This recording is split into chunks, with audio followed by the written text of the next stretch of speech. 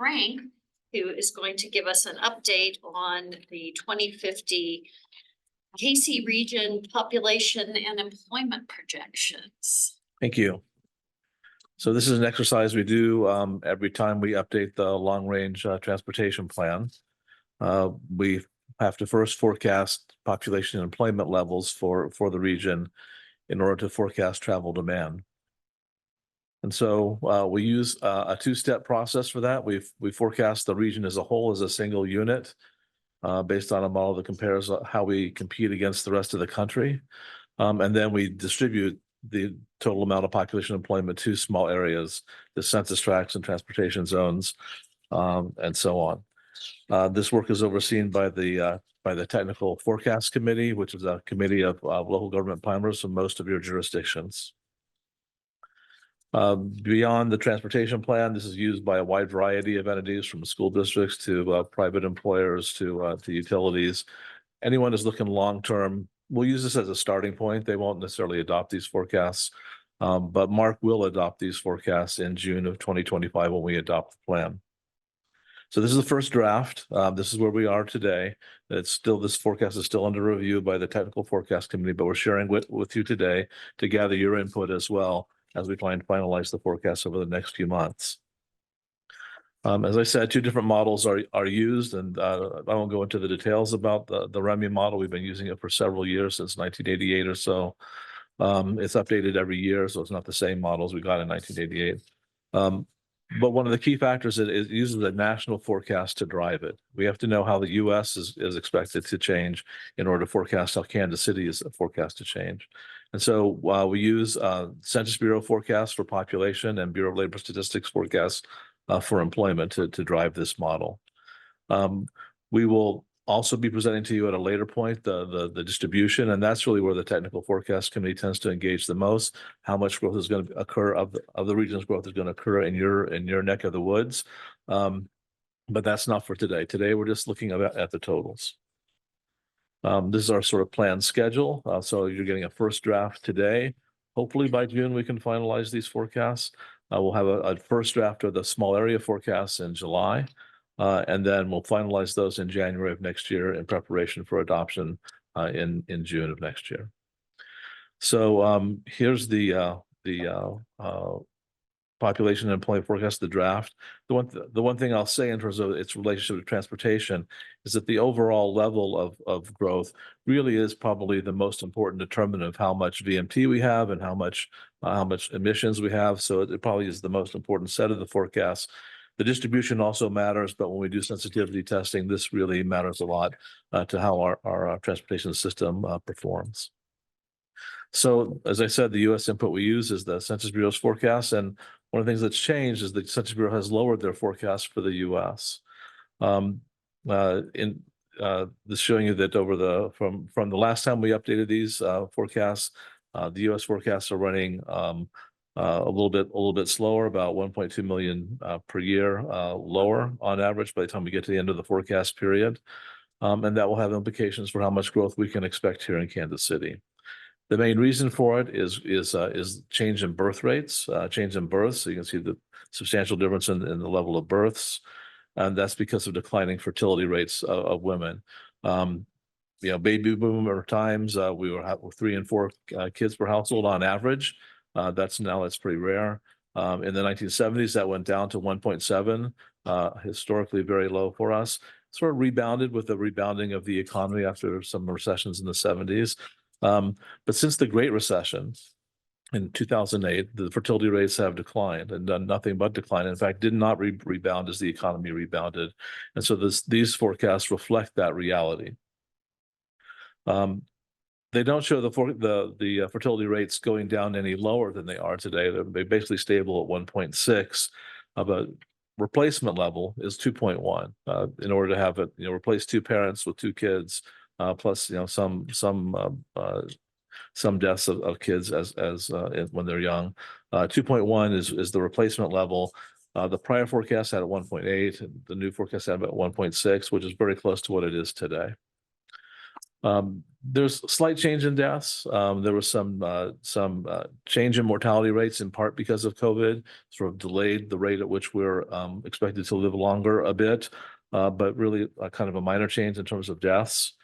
That combination, though, of a much lower births with a little bit higher deaths, means that the natural increase in the population, just population growth as a result of births minus deaths, declines over time, and in fact turns negative in 2038 for the US as a whole. So after that point, unless we get immigration from abroad, the US population will begin to decline.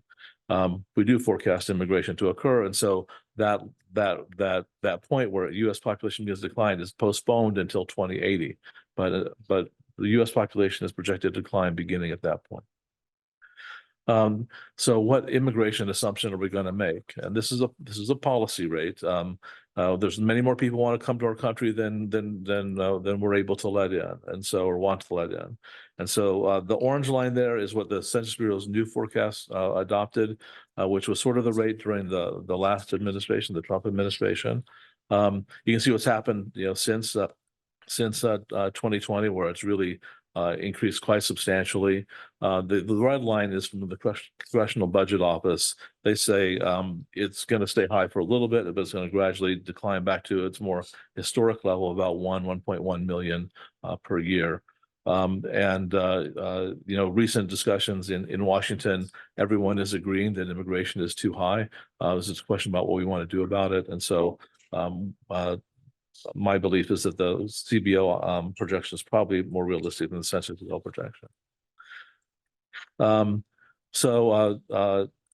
Overall, as I said, the population is expected to show substantially slower growth for the U.S.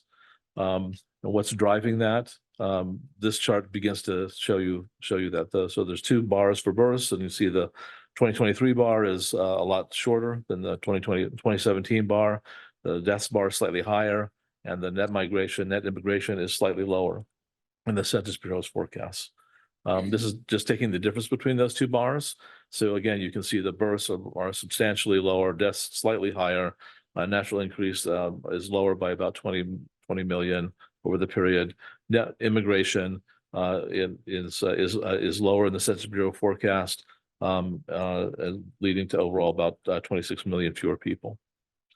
So to make a forecast for Kansas City, we have to try and figure out what assumptions to make here.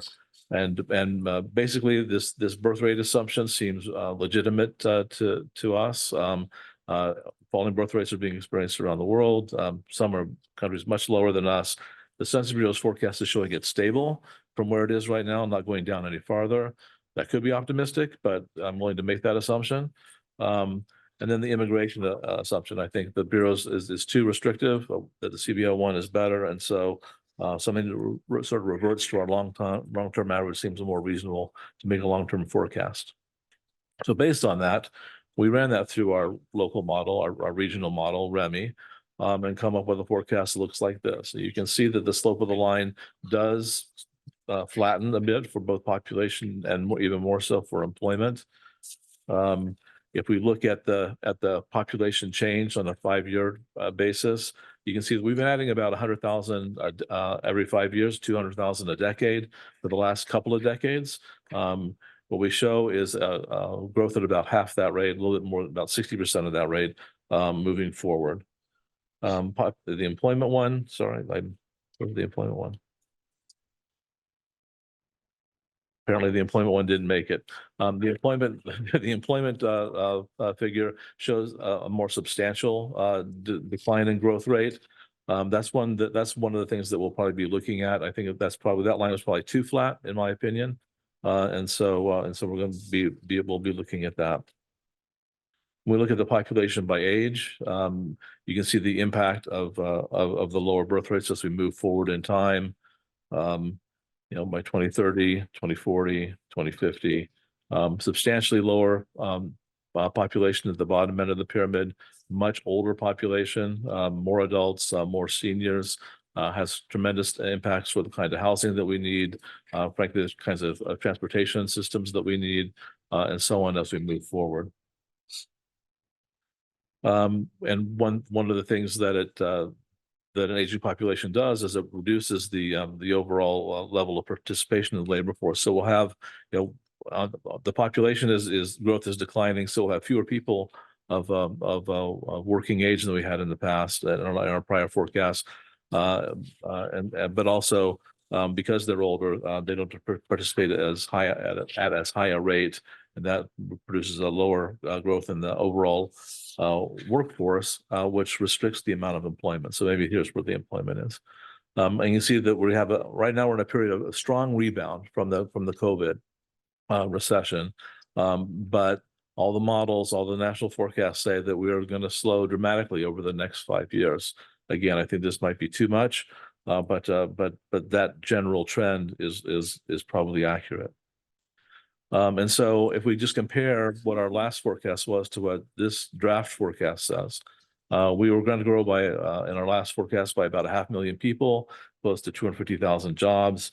In the current forecast, it's down to 300,000 people. So still growth, we're not declining, still, but it's just slower. So it's about 63% of our past forecast. And the jobs forecast looks better because 2020 was a down year, and so a lot of that growth is a rebound.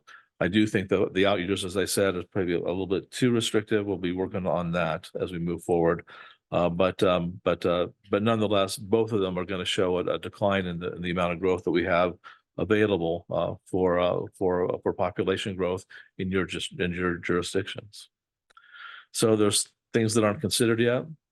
So we haven't added in like the impact of the Panasonic plant, which will add, a multiplier effect of jobs. And so that needs to be added to this forecast. And then we'll collect from the technical forecast committee any other sort of known large employer expansions. So we can add that into our regional model. And then there are things that we know are going to change how things work, but we don't really know how. And so one of them is AI and what that will do to jobs and work. The Earth does seem to be warming, and that could cause climate migration. If sea levels rise over this period, don't know really the impact of that. Do the people moving from Florida stop here? Do they go farther north? Don't really know. And what it means is that there are some known unknowns, to use I forget his name now. There's some known unknowns that make this forecast perhaps have greater uncertainty embedded in it than others, and that means our planning has to be planning for resilience in a way in the face of these kinds of uncertainties in ways that we haven't done necessarily before. So, in terms of things we might discuss here as a committee, you can react to these forecasts, of course, but I think if they are instructive at all, we'll want to be trying to begin to address, how this might, how might slower growth affect local governments? What are the policy implications? What are the implications for revenue growth, for example? And then how can we build that kind of resilience into our plans so that we can continue to have the high quality of life with not only low congestion, but ease of getting around and multiple opportunities for everyone to succeed. Happy Thank to. you.